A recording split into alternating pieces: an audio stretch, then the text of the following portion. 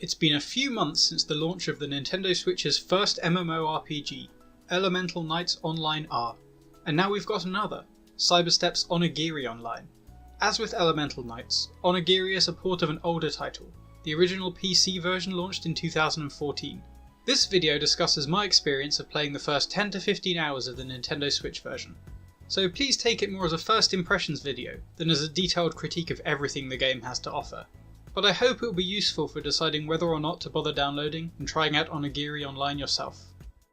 Onigiri's setting is inspired by Japanese folklore, presenting a world full of kappa, daruma, tsukugomori, and a heap of other creatures that I don't recognise but which are no doubt part of Japan's rich mythologies. As the title might suggest, the player character takes on the persona of an Oni, a tough-looking demon or ogre known for their pronounced teeth, sharp horns, and the large clubs that they carry with them. The environments and some of the creatures have a relatively realistic appearance, leaning into traditional Japanese art styles to create a world that feels both lush and serene. The characters, however, have a more cartoonish appearance, inspired by anime and manga, with big eyes and brightly coloured hair. This is true of the player character, though the generation process does allow for a reasonable level of control over how wacky or mundane the character appears. During character creation, the player can choose from one of several preset looks, or fiddle around with clothing, hairstyles, and interestingly, horn style. There are a good number of different choices available, and most of the outfits were actually styles that I could see my character wearing. I didn't bump into anyone who looked exactly like me during the playthrough, which is a testament to the variety of options available at character creation. Once appearance is decided, the player should choose one of 5 character types: power, defense, cautious, kind, or daring. This is the closest thing that Onigiri has to choosing a class, and defines your starting statistics and weapon skills. But as we will see, this doesn't necessarily limit a player's choices later in the game, so if you're playing casually, don't sweat your choice too much. With character creation complete, the player is dropped into a scenario that will be all too familiar for MMO aficionados. Wandering through a forest, the player encounters someone being attacked by a giant monster. Fending off the monster, the hero returns to town, and learns that it is ominous of the return of an ancient evil that was sealed away millennia ago. The hero must set out on a quest to reseal or destroy the evil once and for all. This objective is achieved by travelling from location to location, speaking with NPCs and completing quests. Most main quests take place in dungeon instances, and have the player fighting monsters and solving challenges in order to find and defeat the dungeon's boss. I'm a big fan of this approach. Running through dungeons is infinitely more interesting for me than grinding wandering monsters on an overworld, even if both do boil down to killing a certain number of monsters to progress. Those who do enjoy farming will not be disappointed either. There are plenty of overworld locations with monsters to hunt, and side quests that reward the player for doing just that. Each dungeon is spaced out with dialogue and cutscenes involving the game's many NPCs, a colourful cast of anime-inspired characters. The dialogue is good. Some scenes can feel like they drag on a bit, but overall the NPCs feel believable and unique. Many of the characters will eventually decide to join you and travel with you on your quest. This is great for a number of reasons. Firstly, in JRPG style, it adds weight to the narrative of the main quest, less a series of connected missions and more a great undertaking by a growing party of heroes. Secondly, it builds continuity. Seeing a cutscene played out with familiar characters is a lot more interesting than one involving random town locals. Lastly, entwining the support cast in your adventure builds a connection between the player and their party. The characters will fight by your side on the battlefield, each with their own combat style. In addition, each will provide new services to the player. Things like identifying unknown items, repairing broken equipment, or upgrading weapons. In most MMOs, these tasks are normally completed by soulless vendors in each town. Having fellow party members fulfill them further builds a connection between them and the player. Supporting characters can even be leveled up by giving them friendship items. These items will progress each companion through a friendship track, which can boost their combat stats and improve the services that they provide to the player. It may feel a little close to a dating sim for some, but I liked the extra dimension of character progression that the system afforded. In terms of the player's own progression, Onigiri has a traditional system with experience points and levels. Advancing a level grants stat points which can be used to raise statistics: power, vitality, wisdom, mind, and dexterity. These stats are tied to specific weapons, but each bestow other benefits as well. For example, power improves effectiveness with axes and swords, but also improves HP recovery.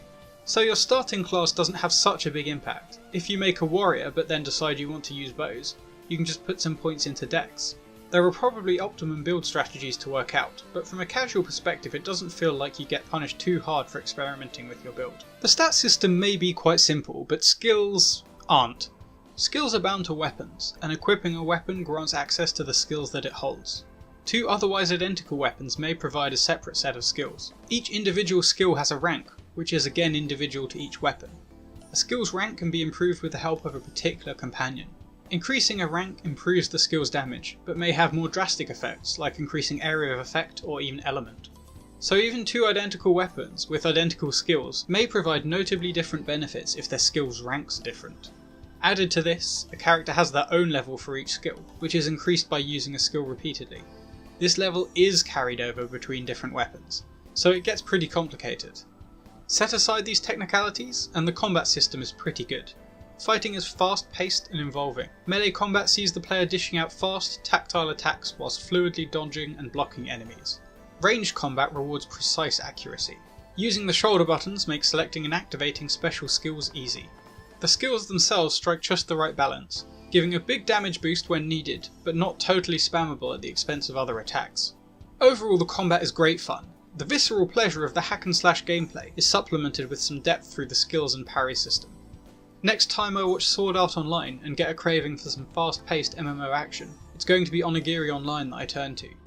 Combat may be quick and intuitive, but navigating the game's menu screen certainly isn't. It becomes apparent very early on that this was not a game designed for consoles. The text is far too small to read on a TV screen halfway across the room. Cyberstep did build a clever solution to navigating menus. The control stick smoothly moves the cursor around the screen, while the directional buttons snap between options. Using both together makes navigating menus slightly easier, but it can still feel quite clumsy. It's not just menus that have difficult to read text however.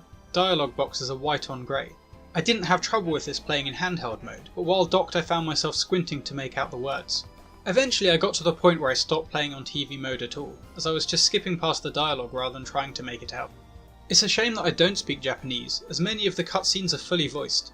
I have mixed feelings about the inclusion of the voice clips. On the one hand, they probably add a notable amount of memory to the game's download size for something I can't fully appreciate. On the other, they bring yet more life to the supporting cast and further emphasise Onigiri's setting. Overall though, I'm glad they were included. The game's soundtrack is, in general, way above par for a free-to-play MMO.